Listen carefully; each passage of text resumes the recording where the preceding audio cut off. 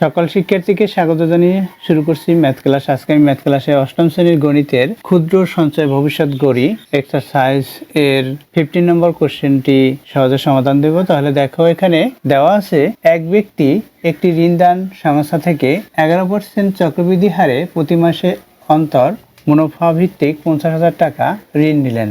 যদি ওই ব্যক্তি প্রতি মাসে 12,000 টাকা ঋণ পরিশোধ করেন, তবে প্রথম মাস পরে তার কত টাকা ঋণ থাকবে, দ্বিতীয় মাস পরে কত টাকা ঋণ থাকবে, তৃতীয় মাস পরে কত টাকা ঋণ থাকবে। তাহলে দেখো, লিখি। প্রথমে দেওয়া আছে নম্বর 15, দেওয়া আছে কি চক্রবৃদ্ধি হার। তাহলে লিখি চক্রবৃদ্ধি হার ইকুয়াল 11%, ঋণের পরিমাণ কমা মোট ঋণের পরিমাণ, মোট ঋণের পরিমাণ 50,000 টাকা।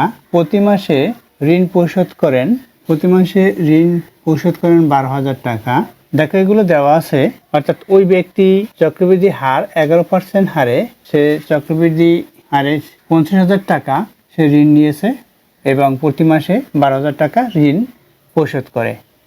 এখন দেখো, 50,000 টাকায় ঋণের পরিমাণ, অর্থাৎ প্রতি মাসে 50,000 টাকায় কত টাকা ঋণ দেবে সেটা আমরা বের করতে পারি। এটা সরল মুনাফার ক্ষেত্রে প্রযোজ্য হবে। তাহলে দেওয়া আছে যেটা সেটা লিখেছি। এখন আমরা জানি 50,000 টাকায় এক মাসে সুদের পরিমাণ। দেখো, তাহলে লিখি ওই ব্যক্তির 50,000 টাকায় 50,000 টাকার এক মাসে সুদের পরিমাণ। এই সুদ বের করতে হলে সরল মুনাফার সূত্র প্রযোজ্য হবে। অর্থাৎ আমরা এইভাবে লিখতে পারি PNR। এইভাবে দেখো, এখানে P ইকুয়াল হচ্ছে 50,000 টাকা, N ইকুয়াল হচ্ছে, N হচ্ছে সময়, অর্থাৎ এখানে এক মাস সমান, এই মাসটাকে আমরা বছর করব, অর্থাৎ 1/12 বছর। এবং R ইকুয়াল হচ্ছে এখানে 11% ইকুয়াল 11/100। দেখো, তাহলে এখানে সুদের পরিমাণ PNR ইকুয়াল কি হবে? P হচ্ছে 50,000 টাকা ইন্টু N হচ্ছে 1/12 ইন্টু আর হচ্ছে 11/100। এখানে টাকা হবে, যখন আমরা টাকা বসিয়েছি এই টাকার পরিমাণ, সুতরাং টাকা লিখেছি ইকুয়াল দিই। এখন কি হবে, এটা আমরা ক্যালকুলেটর ব্যবহার করে করতে পারি। তাহলে আমরা দেখো, এখানে এই 100 দিয়ে 50,000কে যদি ভাগ দেই, তাহলে এখানে 500 হবে। এখন 500কে এই 12 দিয়ে ভাগ দিতে পারি কিনা দেখো, অথবা আমরা ক্যালকুলেটর ব্যবহার করি, ক্যালকুলেটর ব্যবহার করে যা পাই, অর্থাৎ এই 500 ইন্টু 11/12। তাহলে ক্যালকুলেটর ব্যবহার করি। দেখো, ক্যালকুলেটর ব্যবহার করে পাই 458.3333, এটা এত টাকা। অর্থাৎ এক মাসে সুদের পরিমাণ এত। তাহলে আমরা লিখতে পারি ওই ব্যক্তি ঋণ পরিশোধ করেন, ওই ব্যক্তি ঋণ পরিশোধ করেন 12,000 টাকা। ওই ব্যক্তি ঋণ পরিশোধ করছে 12,000 টাকা। এখন এক মাস পরে ওই ব্যক্তি, সুতরাং লিখতে পারি আমরা ঋণ বাকি থাকে, টোটাল ঋণ হচ্ছে 50,000, এর সাথে 458.33 টাকা যোগ হবে, কারণ 50,000 টাকা এত টাকা অর্থাৎ 458.33 টাকা সুদ দিতে হয়, তাই সুদের পরিমাণ এটা। এরপর সে 12,000 টাকা প্রতি মাসে শোধ করছেন, সুতরাং এটা হবে, মানে ঋণ বাকি থাকবে ইকুয়াল দেই। এখন আমরা কি এখানে ক্যালকুলেটর ব্যবহার করতে পারি, ক্যালকুলেটর ব্যবহার করি। দেখো, ঋণ বাকি থাকে সাধারণত ক্যালকুলেটর ব্যবহার করে পাই 38,458.33 টাকা। এই টাকা ঋণ থাকে, অর্থাৎ প্রথম মাসে ঋণ পরিশোধ করার পর এত টাকা ঋণ থাকে। তাহলে আমরা এটাও লিখতে পারি, প্রথম মাসে সুদের পরিমাণ ছিল এটা, অর্থাৎ প্রথম মাসে সুদের পরিমাণ আমরা বের করেছি, এবং প্রথম মাসে 12,000 টাকা ঋণ দেওয়ার পরে থাকে এই টাকাটা। তাহলে এখন দ্বিতীয় মাসের বের করব। তাহলে দ্বিতীয় মাসে সুদের পরিমাণ লিখি, দ্বিতীয় মাসে সুদের পরিমাণ, দ্বিতীয় মাসে সুদের পরিমাণ কত হবে?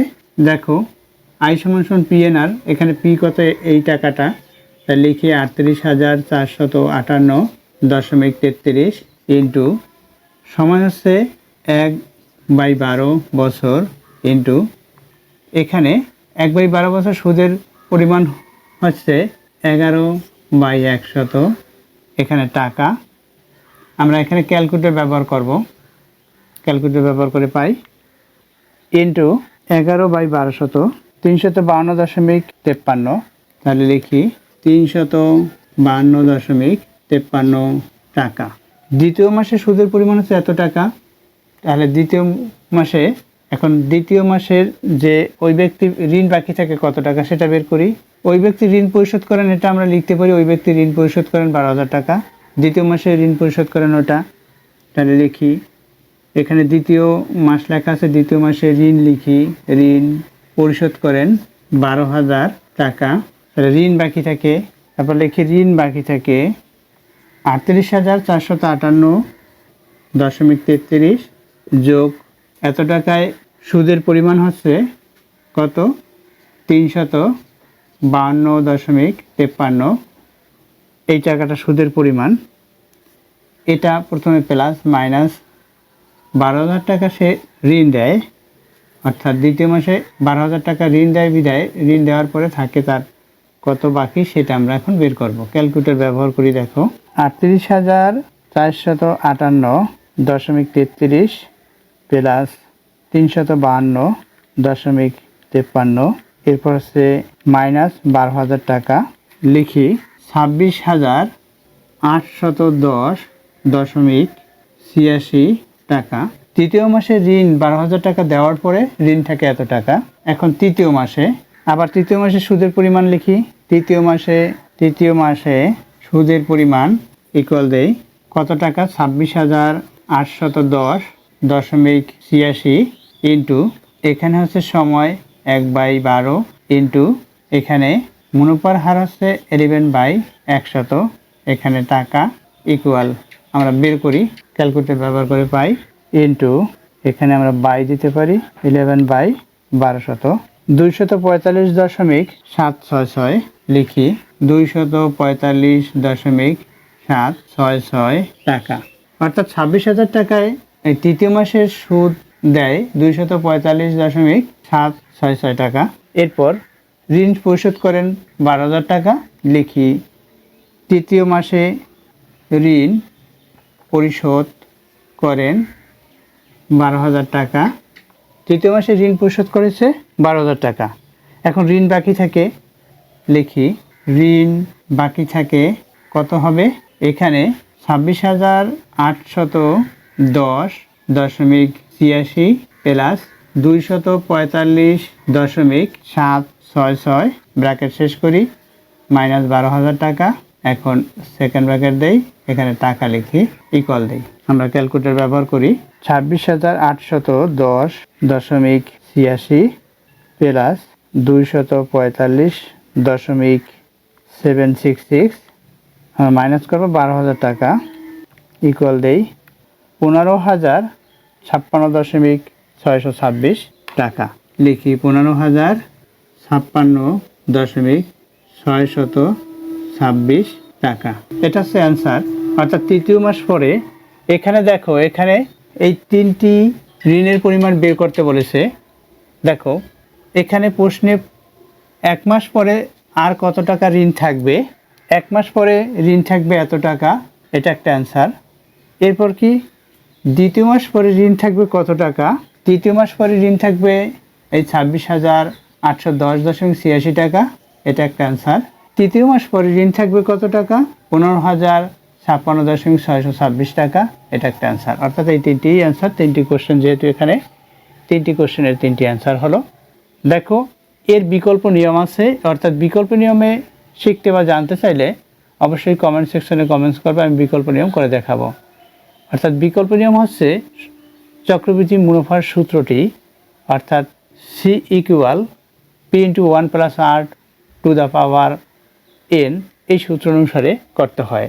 সেখানে সেভাবে করলে এখানে ঋণের পরিমাণ এই প্রথমটিতে, অর্থাৎ প্রথম মাসে ঋণের পরিমাণ ঠিক থাকবে, দ্বিতীয় এবং তৃতীয় মাসে ঋণের পরিমাণ একটু কম বেশি, একটু বেশি হবে এর চেয়ে, এটুকুই পার্থক্য, কিন্তু সূত্র অনুসারে করা হলো সেটাও অ্যান্সার।